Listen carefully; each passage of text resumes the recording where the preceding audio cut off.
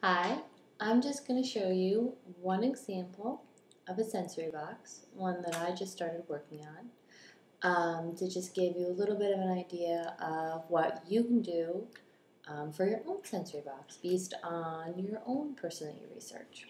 So I decided to research Diego Rivera, this artist right here, who lived from 1886 till 1957, which I learned through my research about him, and which I mapped out in my star diagram right here.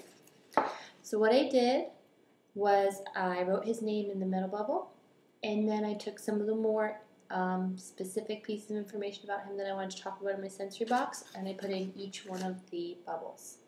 So I wrote that he's a painter, that he painted murals, that he was politically active, that he was married to another famous artist named Frida Kahlo, that he's from Mexico.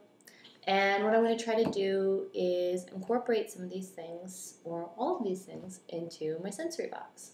So I showed you the picture that I have of him, and I'll just show you the box that I'm working on right now. So I'm just using a shoe box, and I just started. But one of his paintings is called The Watermelons. So I just did a little sketch of the watermelons painting, because I thought that would make a nice background. And I filled my sensory box with different art materials. So that's going to kind of be my base that I'm going to work on, instead of something like sand or beans or something like that, because he was an artist, and I think that's a little bit more interesting if I use a whole bunch of crayons or markers or things like that, paintbrushes, and kind of nestle all of my different ideas into there. So another thing I've done is I've drawn up this little skull, because a lot of his work and a lot of the work of his wife Frida Kahlo, and it's partly something that was big in the art movement that he started, was the use of these sort of images. So I'm going to cut this out, and I'm going to probably glue it on the front of my sensory box, and next to it I'm going to do some more drawings, stick some other things on, because he was a mural painter.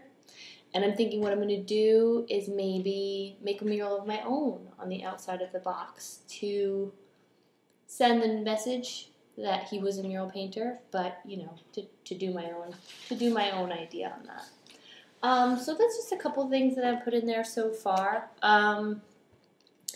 I'm thinking about maybe printing out a map of Mexico that I could stick on there somewhere, or maybe look for some different artifacts that might remind people of where he's from or the kind of work he did, those kinds of things.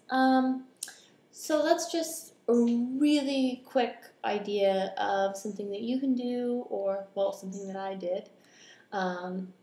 And just kind of a basic idea of how to get started on your own sensory box. So good luck.